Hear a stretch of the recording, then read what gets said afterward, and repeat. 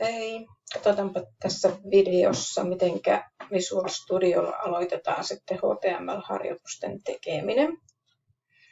Mä oon tehnyt täällä Documents-kansiossa kurssiharjoitukset ja sinne mä oon tehnyt tämmöisen esimerkkikansion, joka tällä hetkellä on tyhjä. Se ei ole mitään.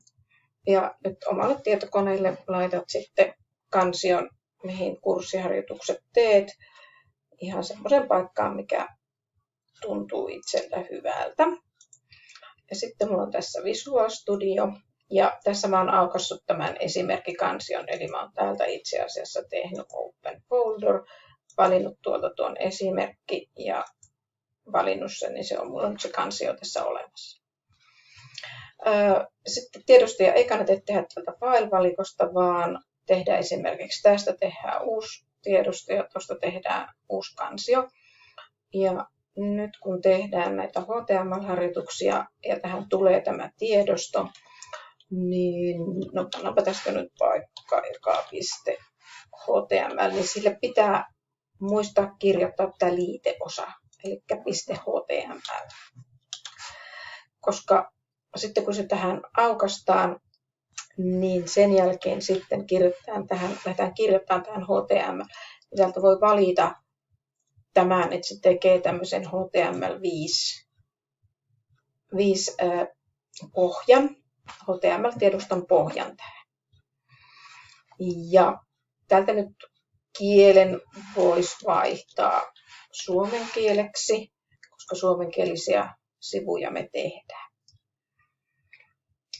Ja tietenkin talletus tapahtuu nopeiten Ctrl+S-painikkeella. Toki voi täältä sitten valita myös tallet.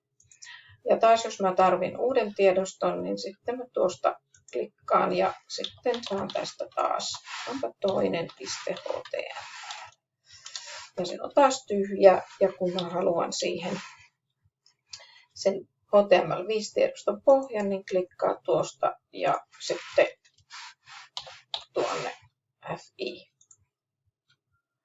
ja talletus. Ja sitten kun mä yleensä tarvin tänne kansioitakin, niin mä sitten tuolta New Folder ja yksi kansio, joka yleensä tarvitaan, on CSS-kansio, jonne menee tyylitiedosto. Sitten hyvin usein, taisi mennä väärään paikkaan, vaan pitää tehdä tuohon. Niin teen kansion. Kuville yleensä on kansio. Eli tässä nyt kuvakansio on ja tyylitiedostokansio on tyhjä. Tyylitiedostokansio sitten taas kun tehdään tiedosto, niin sitten siellä on jotakin tyylejä, niin se voi olla sitten vaikka tyylit.css. Ja täytyy taas muistaa tuohon panna tuo liiteosa. Ja huomaa, tuolla on risuaita merkkinä siitä, että tämä on tyylitiedostokansio ja sitten tuolla on tuommoiset väkäiset, jotka näyttää, että siellä on HTML-koodia. Ja täällä esimerkkikansiossa on nyt sitten 2 tiedostoa. Silloin IMG-kansio, CSS-kansiossa on tyylitiedosto ja tuossa näkyy tuommoinen tyylitiedoston kuvake ja tuolla näkyy itse asiassa Cascading Style Sheet Document ja tuossa näkyy HTML-dokument ja se mikä kuvake tuossa nyt sattuu olemaan, niin se riippuu siitä, että mikä on se oletusselain siinä omassa tietokoneessa. Ja sitten katsotaanpa vielä tänne näihin tiedostoihin, niin yleensä kirjoitetaan sitten tekijä, joka on sitten tämmöinen metatieto.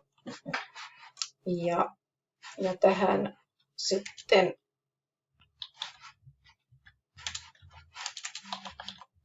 content-kohtaan pannaan oma nimi. Ja